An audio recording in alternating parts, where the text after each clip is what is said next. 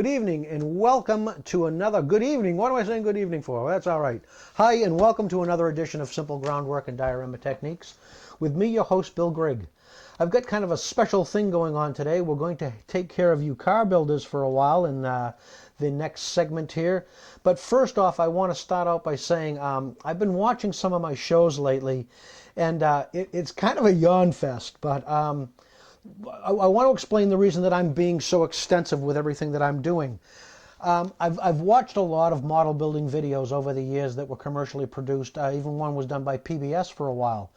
The problem with most of these videos that I'm finding were they leave you with all kinds of questions. You're constantly asking, well, how did they get from this point to that point? I remember them doing one time, and honestly, they picked up two parts. They picked up two parts of a wing, and the next thing you know, the wing was on and installed on the aircraft. Well, how did they get to that point? They didn't show you this. So that's why I'm doing it as complete as I can. I want you to see the entire process. And even though that requires me standing here and the crickets are chirping in Texas and I'm running that glue all along that entire wing area, this is what I want you to see. I want you to be able to build with me as we do this on camera, and I want you to see the whole complete process. So I know that you want to get a hatchet and come over here and chop me into tiny pieces, and after you wake up from your coma, from the coma days that I put you in. But look, this is the way you're going to learn, and that's what I want you to do. I want you to learn from what I am doing here. So just follow along and bear with me, and we'll get through it. I'll get back to that AC-47 this afternoon. We will do a little bit more on that, on the complete kit build. But right now, let's do a couple of other things just to get you up to, further information for you. Now, those of you that happen to build, now I built on a roll-top desk for years and years and years. And because I was on the roll-top desk, I didn't have a lot of surface area, so therefore I kept my paints in a drawer in front of me. So I would just push myself back, pull out the drawer, and look down. Now, what I did to make my life easy if you are painting out of a drawer, folks, here's a great tip. Here is a great tip, and I'll show you this right now. Dave, you can get in on these bottle caps, and I will show you this. Now, if you notice, you can tell me when you got the shot, Dave. Got the shot? If you notice, folks, I have painted the tops of all my paint bottles, and I have labeled what is on them with probably their corresponding FS number, which is that federal standard number, which is given on a lot of instruction sheets. This just makes my life easier if I was to, and you can see it, if I was down in a drawer, looking down, you can see how this would be a benefit to me. So that's one thing to do there. And also, some caps just happen to have the color of the paint inside the bottle. This color on this cap reflects the color inside the bottle. You can see it on the bottom. So that's another way to do this, but that just makes your life easier. So that's something to consider, and that's real easy to do. All I do when I paint a cap is I take this, I obviously stir my paint like I normally do. I take the cap, and let's say this is the cap. I take the cap, hold the cap, take the stirred paint, drop it on top, rub it around a little bit, screw it back on the bottle, let it dry. Then I do my writing on it with a Sharpie or some type of a magic marker, permanent marker. So that's just one thing to make your life easier. Also, I forgot to introduce my cameraman, Dave. Hey, how you doing today? Hello, David. How you doing? This is Cape Cod Dave. You should see the way David is dressed today. He looks like he's going to a Hawaiian luau down on the Cape. You go down with the Kennedys there and get yourself married. They didn't invite me. They didn't invite you? Me. I can't believe it. Kennedys, you're missing out. You're missing out. So, anyhow, welcome once again, and let's get on and see if we can learn something. I want to talk to you a little bit also about airbrushing. Now, a lot of people feel that when they airbrush, they should build themselves a spray booth. And that really, truly is not a bad idea. Now, if you always, I will probably show you, I think I will show you my spray booth. My fine imported European stainless steel marvel of wonder. Yeah, right. Wait until you see what I spray in. But listen, if you are spraying in a small confined area, you're spraying in a little tiny room, honestly, it's not a bad idea to build yourself a spray booth. Now, you don't have to go and spend a lot of money. As you know, everything we do on this show is done on the inexpensive. So, what you can do literally is, honestly, you could take yourself, just build yourself a box, a three-sided box, and honestly, folks, you could put a bathroom fan in there to suck out the fumes. Now, listen, everybody talks about, oh, you got to get a sparkless fan, and you got to get. Do you understand how much volume of lacquer thinner or enamel thinner or whatever the case may be you would have to have in the air to have any type of serious problem with a spark? It is not going to happen. You would have so much lacquer thinner in the air at that point, you'd be dead. So you wouldn't have to worry about no sparks in your fan. You'd be dizzy. You'd be dizzy, honest to God, you'd be dizzy. We have students here once again. We are teaching as always. I am always teaching. So keep that in your mind also. You could build a really expensive spray booth yourself. You don't have to go out and spend this $100 and $200 and $300 on a spray booth. So I'll show you next, honestly, I'm going to show you next what I spray in, and I think you'll get a kick out of this because this is my high-tech spray booth. Now, as you can see, I have gone out and spared no expense on getting myself a very high-tech spray booth. Folks, listen, you don't need to spend a lot of money to do this, but if you are in a small area, it is definitely a good idea to ventilate your area. So therefore, you could literally do the same thing here as I have done, and just in the back you could install, a regular bathroom fan. It would work fine. You run it through some dryer hose out an appropriate window, you're fine. I do not need to do that because I spray in a very large open area and I have a door that's right next to me that I can open up the door. So you can see I've got some rattle cans in here, and let me show you one thing that I did. This is an old drink cup, and it's so universal to use. You can see I can take all kinds of parts and things and I can put them on top of it and I can spray it. Plus, I can have the spray all up around here, it's good and wet, and I can turn my piece so I can keep on spraying. And as you can see, I could do that right inside this box here. Rattle cans, the same thing with the rattle cans. Shake them up.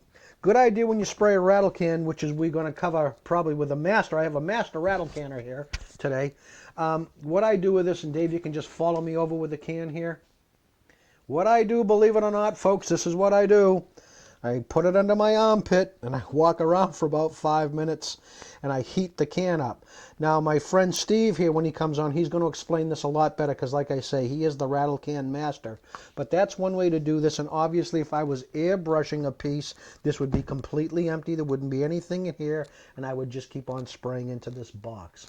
But this is it, honestly, folks. It's a cardboard box. I put the sides out. I put a little duct tape down here along the bottom to keep it level, cut my top lid off, and spray right inside that box. That is not a bad spray booth, but like I said, only use this if you have a lot of ventilation in a very, very large area to airbrush in or rattle can in.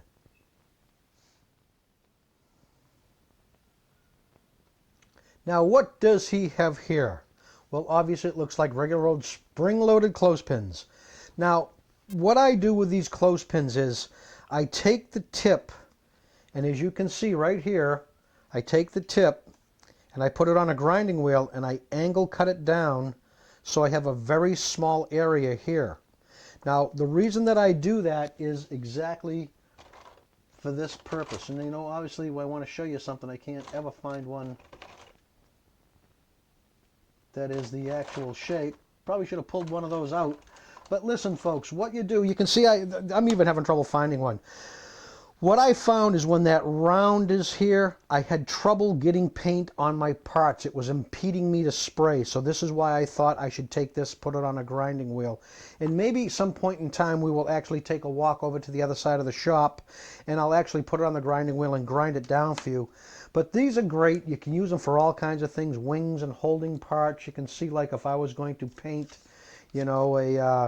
a flat piece here, I could take this and I could get the airbrush out and I could, you know, here we go, painting, holding. I can turn it any way I want. But I just do this to take that hump out because it was actually impeding, and also it was helping me not hold these parts as well as I wanted to hold them. So there's a quick little thing you can do, and honestly, your wife or family is going to be all upset. Where's all my clothespins? I can't dry my clothes, but that's all right because we're building models. Who needs to dry clothes when you're building models? Nobody. Go away. Go away, boy. You bother me. So that's clothespins. And now let's move on to something a little bit different. As you know, I didn't really want to go in and do the complete kit build and build an entire model. I was more into enhancing and groundwork and painting and things like that.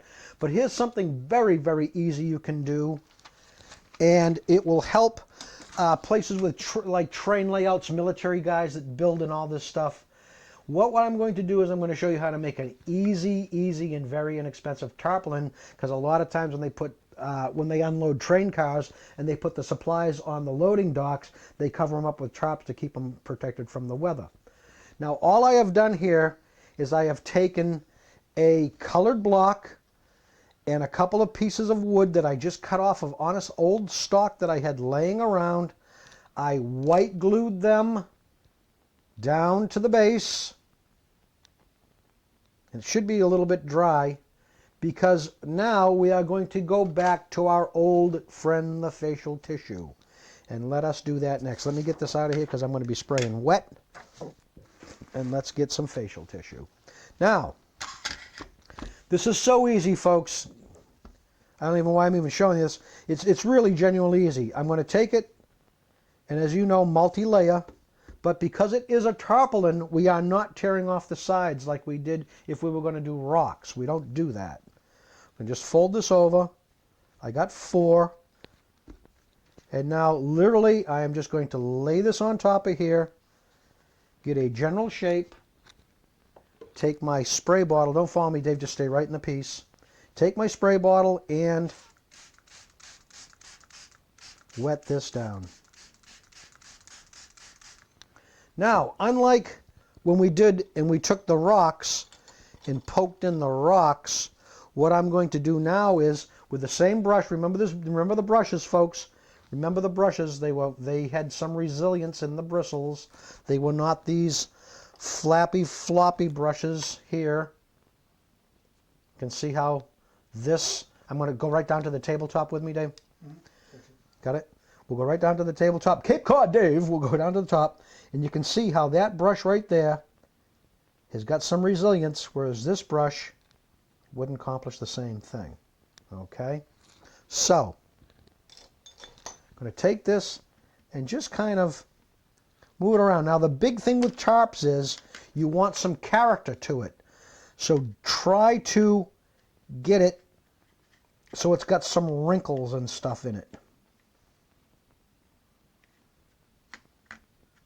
And honestly, there it is, folks. Now, I will let this dry, and in another segment we will paint this and enhance this, but that's what I wanted to show you at first. You can see how that tarp is very, very convincing. There's more than enough. Oh, I don't like that little bump there. I push that little bump down. Let's do it like that. And obviously, if this was on a bigger piece, matter of fact, I'll do it to the base. I'll just push this into the base because it makes it a little bit more interesting. Plus, it gives me a lot more folds when I start to paint. I can do that. But basically, folks, I mean, how hard is this? This would look great on train layouts. Absolutely, absolutely fantastic on train layouts. So you can take that and mess around with that and do some blocks. And like I said, down the road, I'll show you how to paint this. But first, this needs to dry. Now, let's talk a little bit about scale in models. We are scale model builders, so let's talk about scale. What does scale mean? Well, scale obviously gives you the size of the piece. Now, what I have here, and this is good because you can see it in relationship with my body size, what I have here is a 1/32 scale Wildcat. Now, what this means is 1 inch of this model equals 32 inches of the real aircraft. This is how scale works. So this here is 1/32nd scale. You can just stay right in the plane, Dave. Coming along next to this is a 1/48th scale Dauntless. And we can see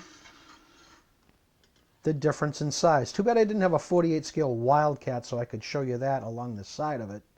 This is a two-seater aircraft, but still you can see the vast difference in size of how much bigger 1/32nd scale is than 1/48 scale. And again, 1/48 means 1 inch of the model equals 48 inches of the real aircraft. Now let's go down even one more size, and let's go into 1/72nd scale. Now unfortunately this is in the bag, but you can get an idea. Now this is a twin-engined prop aircraft that they use for sea search and bombing of anti-submarines, but there is a two-seater dive bomber compared to probably a 4 or 5 person twin-engined aircraft. This is 1/72nd scale, or 1 inch of this aircraft equals 72 inches of the real deal. So there you go. There's all different scales too, folks. There's all different scales. Matter of fact, back in the 50s, there was a thing called box scale where you would get ships in 1/5/28th, 1/6/37th. They were crazy. They were all over the boards. They made no sense, but they fit the boxes. So there's all different types of scale. One thing to remember in scale: the bigger the number, the smaller the piece. So if I was in 1/1 scale, that would mean that I am in a full size, like a car. This is where your car, you drive a 1/1 scale car. 144th scale, even though it's a giant, giant number, that means that piece is a lot smaller. Okay, get it. 1/32nd scale, 1/48th scale, see the numbers get bigger. 1/72nd scale, numbers get bigger, but pieces get smaller. So that's the deal with scale. Very easy to figure out, very easy to follow. And what I would suggest to a lot of people is choose a scale. It's not real important. You can see I've got 3 different scales right here, so obviously I build all over the boards. But a lot of times if you are doing collecting, like serious, somebody that's very serious in collecting, I know people that only build 1/48 scale aircraft. That's what they build. They want everything in 48. They want their figures in 48, their buildings in 48, their vehicles, everything they want to do, they keep it in 48 scale. So that, in a nutshell, gang, is scale. Let's now talk about something that's really kind of an insignificant thing, yet something to consider. On talking about paint stirring, you know how I'm a crazy advocate, stir your paint, stir your paint, stir your paint. Just something simple and easy to think about. I think this came off of like a butter tin or a plastic, tin, something like that.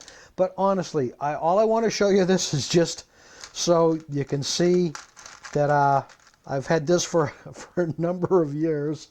It's a little paint encrusted. And there's the back. And honestly, all it truly is a lid off of like maybe a butter tin or something. But I find it very, very useful because obviously after I paint my, after I stir my paint, you're gonna have some leftover paint on your stirring stick. And honestly, I just stir it and I put it down over here, and it just keeps things neat and clean, so I don't have paint all over the place.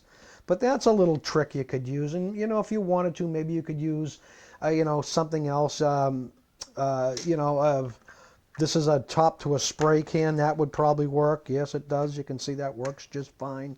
So it's just something to consider, that after you stir your paint, might not be a bad idea to have some place to lay your stirrers down, so therefore you have them. And I use a stirrer until it just gets so encrusted that I have to throw it away, because obviously the sickness. I'll bring the sickness over. The sickness. This is all paint stirrers. The sickness continues. This is all paint stirrers. Like I'm ever going to run out of paint stirrers, but In case there's a hurricane and I get wiped out, I don't want to be without my paint stirrers. So anyhow, that's just a little something, that's a little trick, and it will help keep you organized. Also, a lot of times what I'll do too is I will stir my paint, and because of the way I use a palette, I will stir my paint, put my paint out in my palette. You've seen me do this 1,000 times in other episodes. Put my paint out and put the stirrer down next to it. But like I said, one thing you want to do and you want to keep in mind is this. If you are using an outside thinner, in other words, I am not staying within the manufacturer's product line. I'm going and I'm buying a less expensive thinner, which you can buy gallons of thinner and they cost like $3. So why am I going to give you $3 for this when I can get an entire gallon for $3 and accomplish the same thing? Here's the problem. The manufacturers have figured out a way, and I've said this before, they figured out a way that if you do an outside thinner into this chemical and you upset the chemical mixture, you have the ability to turn that paint into Jello. We do not want to have that. We want to keep our paints good. That's the paint bottle maintenance and all that sort of stuff I showed you. Now this is how extreme I've gotten on this. If I was to take this, stir this paint, put it onto my palette, and then I realized, oh, it's a little thick. I went over and I went into my thinner and pulled this out just to get a little bit of thinner onto my paint and cut the consistency of this paint down. I now consider this paint stirrer contaminated. It's the same with brushes. Once I put paint into the tip of this brush will never, ever go in to the paint bottle, ever. I feel that the residue on the paint bristles will do the same thing. They will contaminate my source of paint, and I can turn it into Jello. So, like I said, something easy to keep your stirrers in, and keep in mind, do not, once you touch this with an outside thinner, go into your main source and contaminate your main source, because it will destroy the paint. So, keep that in mind as well. Something a little bit about paint. And here we are back with the AC-47 Spooky Gunship. The complete kit build that I told you I was not going to do, but now we are going to do. So let us continue on. If you remember the last time, what I did was, let me get this over here.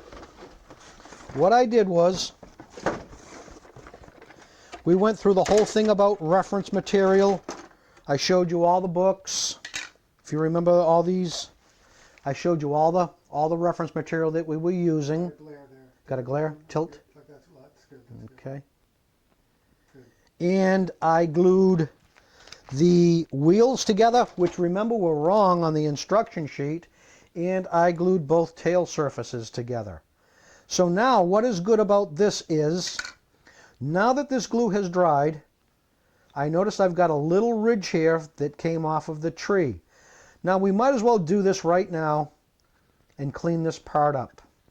So let us take and do this right now. Now what I'm going to do is, oh, there's something else to talk about. While you're sanding, it's sometimes good to back your sandpaper up with a sanding block. And what I've found is, on meat trays, that, you know, things that fruit come on, hamburger comes on, and things like that, these are a great source of a sanding block. Now the beauty of the meat tray is, because it is a foam product, it will bend to the contours, and plus when you start to sand and you put your sandpaper on this and back it up, it will flex to the corners, to the curve, and that will keep it so you don't sand out a flat spot here. And this is very easy, folks. You want to get rid of, and I don't know, Dave, maybe I could hold this steady, and you could get this leading edge tight, maybe? Do you think you can get that? You tell me. I'll hold it tight, slow. Okay, Is that filming? I think so. Got that seam? You can see, folks, where the two parts came together, there is a seam. We need to eliminate that seam. Plus, I've got a very small bump right there. That's from improperly cutting it off of the tree. Let me see it. Let me see it. Do you see it? Can you see it? You can see that? I can see that. Yeah. What a great camera. We've got a brand new camera, folks. We're shooting with a brand spanking new camera, so if things get a little wiggy, it's just because we got technology we can't work here. And Cape Cod Dave has got it handled, though. Dave's been a cameraman for a long, long, long time. Dave was actually a news cameraman. So, here's what we do. Take it, wrap it around. I am in 220 grit extra fine. Now, this is a wood sandpaper. This is for wood, but I can get away with it because it's 220, and it's that fine sandpaper. So I roll it around my sanding block, hold my piece, and honestly, you notice I'm kind of going against the grain, and I'm getting on that nub. Now you notice, I don't go crazy like a sanding madman, because all I want to do is knock that nub down and stop. I take a visual on my front and make sure that it's together. Now this also depends on a good glue job. If you didn't have a good glue job, you could have separation in here, and you may need to do additional filling or additional gluing. But if you do it correctly and you follow along with me and get the yawn fest going on, where I ran the glue around the whole thing, and Martha went out and got the pickup truck, and they drove down here and they beat the crap out of me, which was kind of fun. But that's it. I go around the whole area.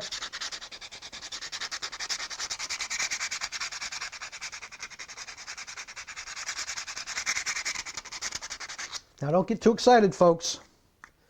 I don't want you taxing yourselves while I do this, because I know this is riveting. But listen, like I said before, I want you to see the whole process. I want you to see that this is not a slam bam, this is not a slam bam type hobby. This is a time, it takes patience, it takes attention to detail. And scale modeling, honestly, can teach you so many things, folks, especially younger children. It will give them patience. It also, scale modeling is a good way to learn how to use small tools. You can see as I go through this, I'm using sharp instruments and, different types of tools, so it gives you skills with that. Also, in life, as you very well know, as you get to be an adult, everything is off an instruction sheet. You get good reading an instruction sheet with models, you will have no problem reading instruction sheets later on in life, and we all have, live with instruction sheets. Now that I've gone to my 220, I am going to go with a lesser grit.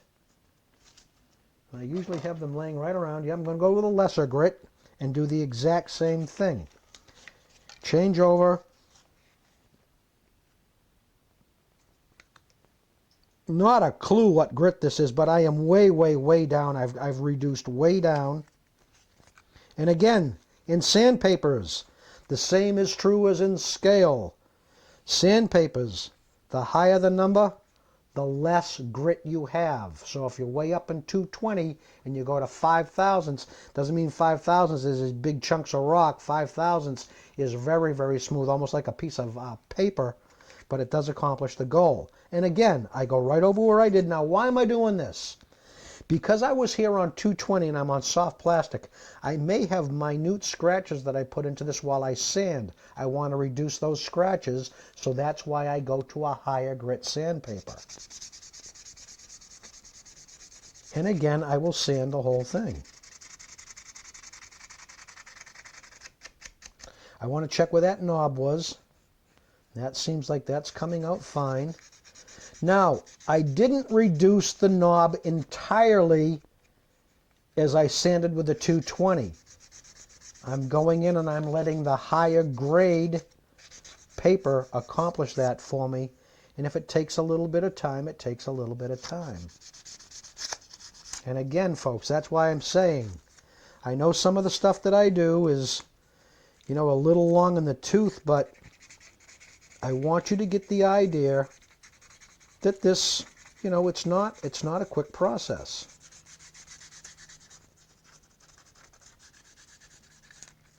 Okay, now once that is done, I don't actually need to do this, but for purposes here on film, I might as well.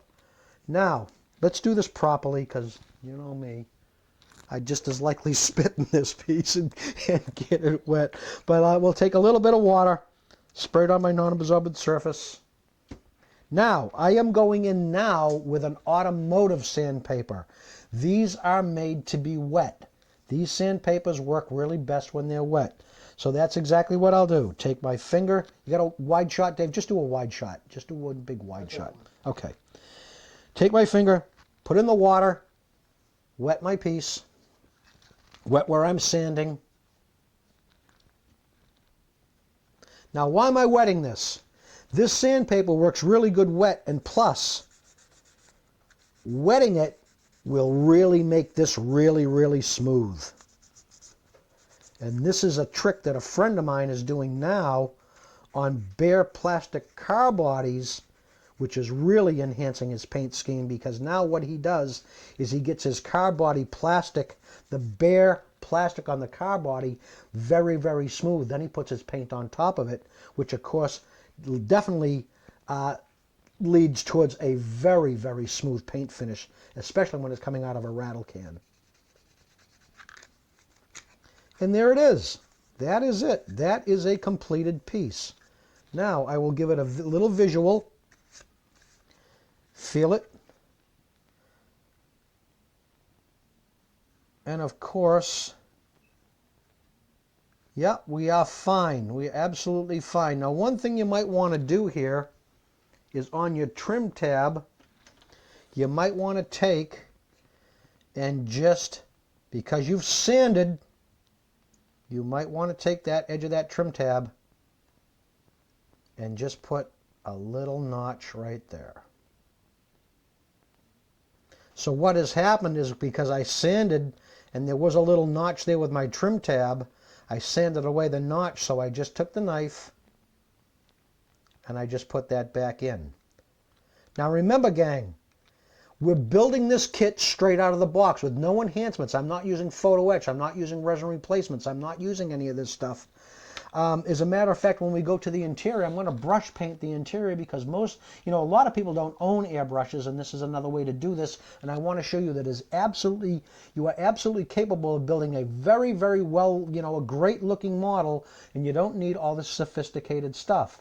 Again, we do everything here in this show inexpensively, and this is one way to accomplish this.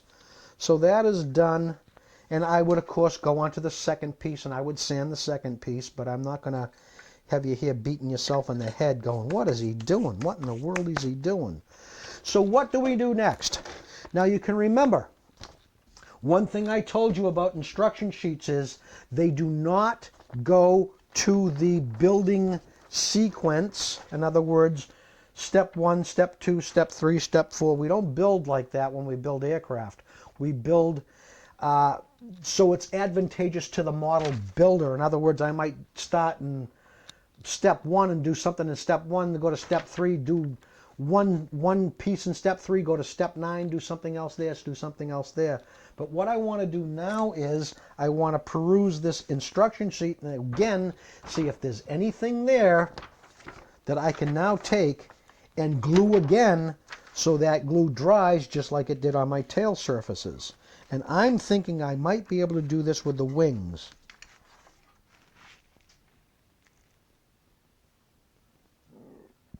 And it does appear that I can do this with the wings, but it also appears, let's get into this wing assembly right here, Dave. Let me turn this around and hold this for you. Let's do the first one first, this bottom one here, Dave. You should see Dave, folks. Honest to God, he looks like he's going to a luau.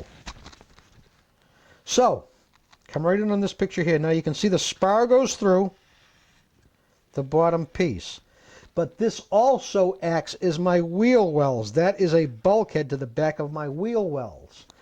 Wheel wells are located right here. I'm going to need to paint this before I put this together. So to do an initial gluing of this is not to my advantage. I want to paint all these pieces separately, then assemble painted pieces. It makes life much easier.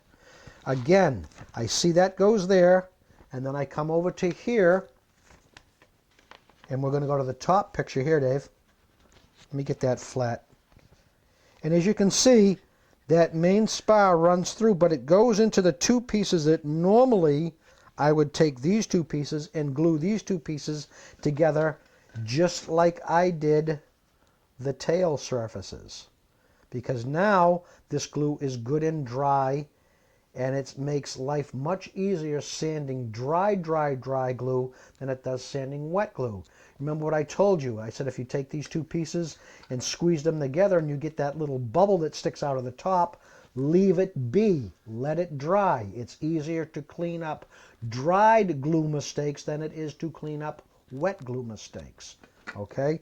So that's something that I cannot do. I can't do that, which I thought I could. So now, where do I go from here? How do I know where to go from here? Well, I know one thing that I need to do here is I need to paint these two interior bulkheads. So why don't we do that next? Okay, now we need to paint the interior, and how do I know what color to paint this interior? Well, right here, again, we'll go to the instruction sheet, and we will look, and it says, oh, I'm on the wrong picture. It says right here, interior green. Now, how do I know what interior green to use?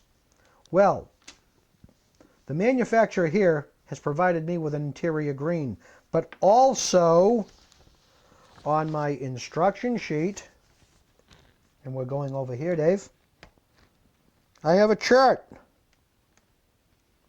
Now you can see interior green, these are the colors that I'm going to need. And I believe this here is in the foreign language. Now, a lot of instruction sheets, what they will do is they will say interior green, then it will give you an FS number. A lot of instruction sheets do this. This is an older kit. This may be before the time, but I know this is going to be 34151. I know what the FS number on this is going to be. Also, if I was really in question as to what this was going to be, I could do the same thing. I could go to further reference material or on the internet, and I could look this up on an AC-47 to see exactly what anti-corrosion paint they put on the interiors of this plane. But guys, I've been doing this a long time, and I just know what colors go on these things, okay? So what do? Again, what do we do? Everybody, what do we do? Stir the paint. Stir the paint. Stir the paint. And again, Riveting TV, woohoo! Hold on to your seats. The excitement is only beginning.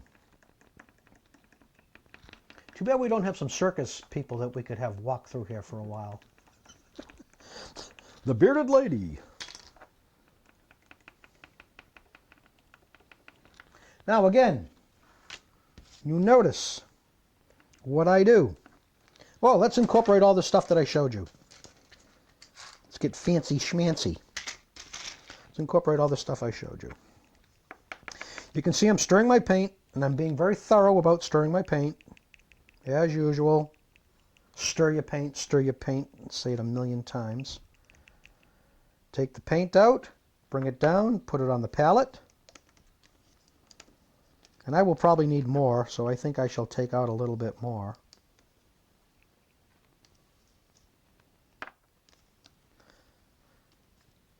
Put my stirrer over into my holder. Do my paint bottle maintenance.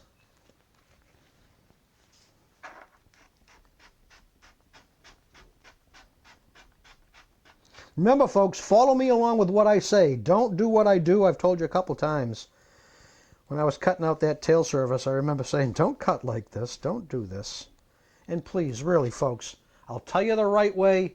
I may not do it on camera the right way. I'll tell you, don't you do this. But please, I'll tell you the right way to do things.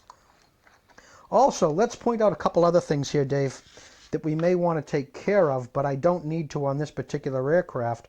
But let's just point out a couple of other things here on this part.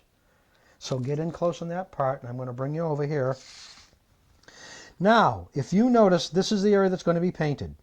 But next to that is a round hole. Are you getting that hole, Dave? Can you get that? Tip it forward. Tip it this way.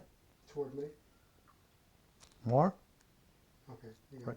You got it? Mm-hmm. This is what they call an injector pin mark. When the mold comes together, there's got to be some way to push the part out of the mold. So they have little pins in the mold that come up and push the part out, and it makes a little dent here. Now, if this was in here, this, before I paint it, would have to be removed. You have to take that out. But that is not the case here. We can just paint this. Now, it might not be a bad idea. I see a little nub here that I need to clean up. And let's take this part out right here. Again with the dikes. The flat side down and cut.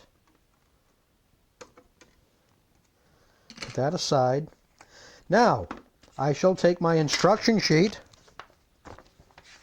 lay the instruction sheet out, and all I want to know is how does this fit. And again, before we do any gluing, any painting, anything at all, we determine how this piece fits. I look at the drawing. I can see that with this part down, let's do this right. Let's do this differently as well.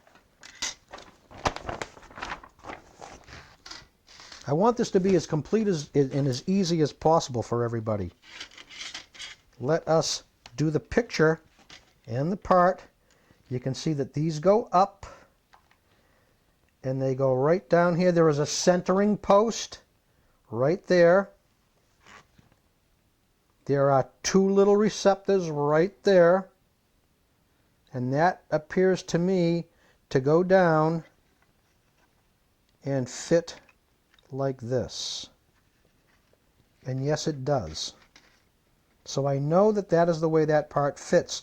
So therefore, now when I paint, because I've got these recesses here on my nacelles, on my engine nacelles, I will paint in there as well as paint the part. Let's do that. Okay, put this down. Grab a nice flat brush. You do not want to be painting flat parts with brushes with heads like this. Yeah, get that head. I'll put it right up against my shirt. Okay, that's good. See that? That's no good. Even if I was to take this now, here's another trick. A little spit in your fingers and put this together. And you can see that kind of gives me, this brush has had it, but you can kind of get the idea of how that would make a nice pointy tip on this. You don't want that. You do not want that. If you paint with a brush with a pointy tip, you're going to get lines. So avoid that. When you paint on flat surfaces, flat brush. Use a fairly good quality brush as well. Okay, so very easy.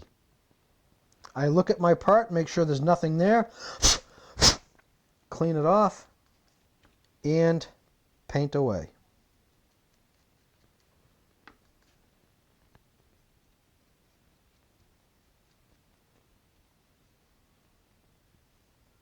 Too bad we don't have an opera singer here, Dave. Could have a person singing some opera for us. I prefer jazz. You prefer jazz. I prefer jazz.